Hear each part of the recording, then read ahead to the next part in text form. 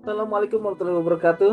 Kembali lagi dengan saya Muhammad Ukar dari kelas MG 406 mata kuliah manajemen perbankan. Saat ini saya ingin membahas mengenai tugas ujian akhir semester mengenai raibnya deposito sebesar 110 miliar rupiah dugaan pemufakatan jahat oleh BNI Makassar.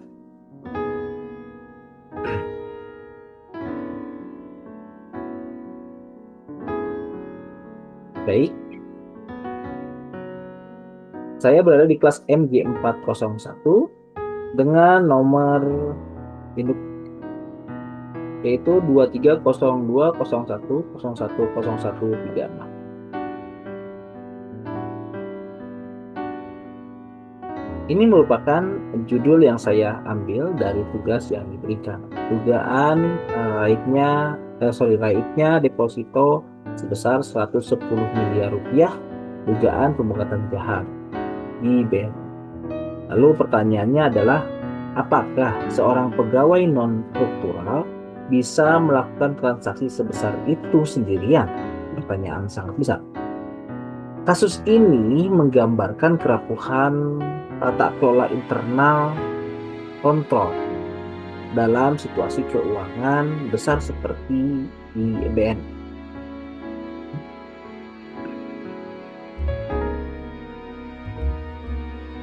Pada tahun 2021 tersebut, BNI Makassar mengaku kehilangan deposito sebesar 110 miliar. Salah satunya adalah Andi Idris Manggabrani yang kehilangan 45 miliar.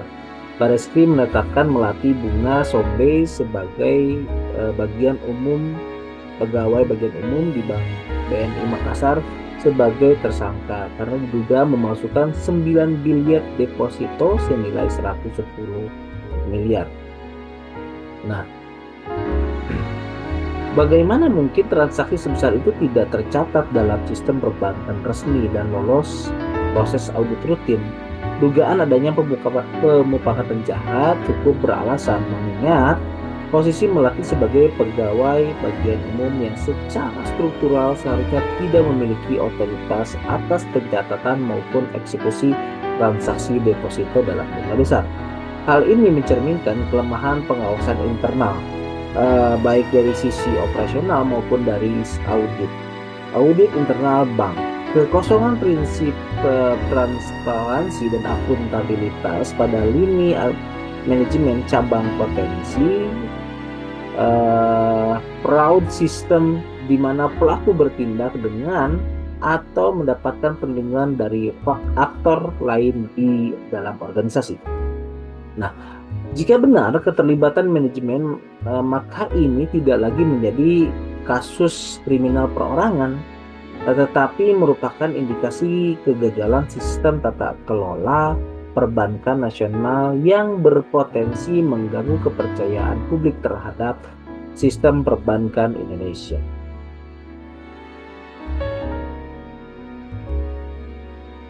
Lalu ada analisis permasalahan. Analisis permasalahan yaitu pertama, kelemahan tata kelola internal atau corporate governance. Pegawai bagian umum bukanlah pihak yang berwenang dalam transaksi deposito atau pencetakan biliar. Lalu terjadinya pemalsuan biliar dan pencatatan fiktif mengindikasikan adanya pembiaran atau kolusi internal. Lalu kegagalan prinsip atau four eyes kontrol. Setiap transaksi besar diverifikasi oleh lebih dari satu pihak. Lalu yang kedua, kerapuhan sistem pengawasan dan audit internal. Transaksi sebesar 110 miliar tidak terdeteksi dalam sistem pengawasan, baik oleh kantor cabang maupun pusat. Indikasi fraud sistemik yang terulang di sektor perbankan menunjukkan bahwa sistem audit internal belum tangguh. Lalu yang ketiga ada Indikasi pemufakatan jahat. Nasabah mencurigai Melati tidak bertindak sendiri dan itu logis secara sistem. Dalam SOP perbankan, pembuatan biliet deposito memerlukan otoritas berlapis dari teller, back office, supervisor, hingga manajemen cabang. Lalu yang selanjutnya, jika biliet bisa dicetak dan diserahkan ke nasabah tanpa tercatat di sistem, bisa dipastikan ada celah atau pembiaran aktif dari pihak lain. Lalu yang selanjutnya, yang keempat adalah kelemahan respon hukum dan transparansi penegak hukum. Penetapan hanya 3 tersangka termasuk Melati tanpa menggunakan peran struktural, 2 lainnya menimbulkan keraguan atas transparansi proses hukum. Hukum pidana belum menyentuh aspek tanggung jawab korporasi atau corporate criminal liability. Padahal itu sangat-sangat penting. Lalu apa sih dampak sistemik yang ditimbulkan? Dampak yang ditimbulkan dari hal tersebut adalah bagi nasabah dan publik menurunnya kepercayaan terhadap sistem keamanan dana di bank, termasuk BUMN, dan kekhawatiran bahwa kejadian tersebut bisa menimpa nasabah yang lainnya. Lalu yang kedua adalah bagi BNI, kerugian reputasi jangka panjang khususnya pada kantor cabang daerah. Potensi gugatan perdata bahkan class action jika nasabah lain terdampak. Lalu selanjutnya adalah bagi perbankan nasional, meningkatnya persepsi resiko sistemik di sektor perbankan, terutama BUMN. Kredibilitas perbankan Indonesia di mata investor bisa terdampak bila tidak ditangani secara profesional. Lalu ada solusi dan rekomendasi strategis. Yang pertama adalah audit forensik independen. Melibatkan auditor eksternal, misalnya KAP, Big Four, atau PPATK untuk 1. Melacak jejak transaksi palsu. Yang kedua, mengidentifikasi level manajerial yang terlibat. Yang ketiga adalah mengevaluasi struktur pengendalian internal. Manfaatnya adalah hasil audit dapat menjadi dasar reformasi prosedur dan pembuktian hukum pidana korporasi.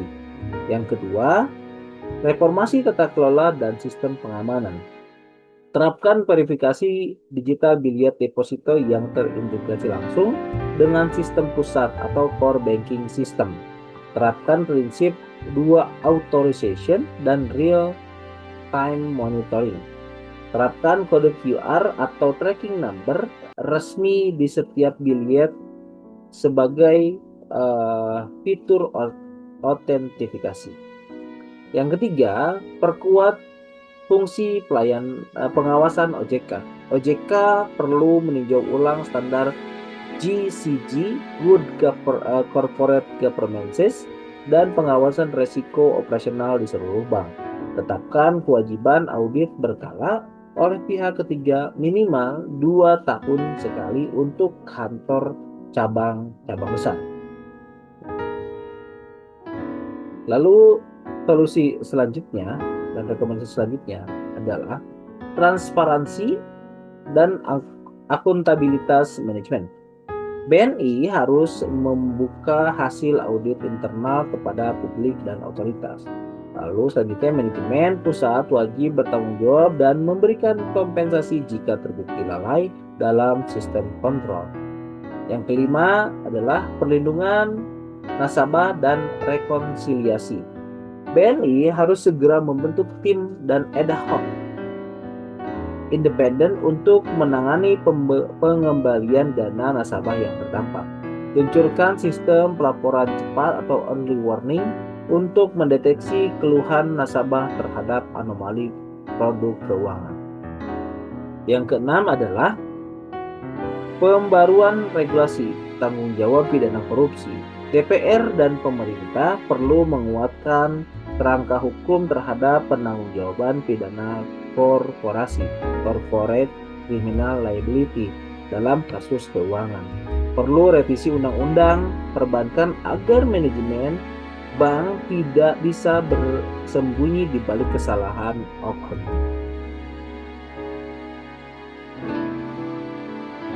Kesimpulan,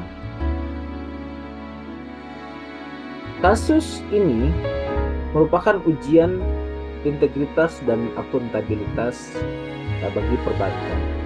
Kasus hilangnya deposito sebesar 110 miliar di BNI Makassar bukan hanya soal kriminalisasi, tetapi cerminan kegagalan sistemik dan manajemen resiko, kontrol internal, dan integritas korporat. Dugaan pemufakatan harus diselidiki secara tuntas, transparan, dan menyeluruh hingga jajaran manajemen.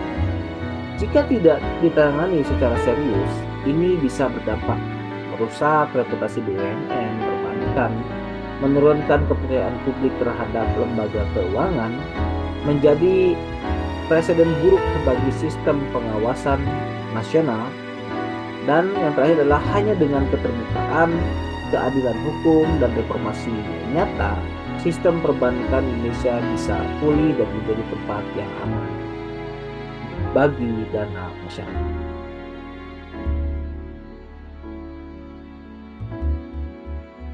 Mungkin itu saja yang bisa saya sampaikan. Terima kasih atas perhatiannya. Kita akan bertemu lagi di lain kesempatan. Wabillahi taufiq wal hidayah. Assalamualaikum warahmatullahi wabarakatuh.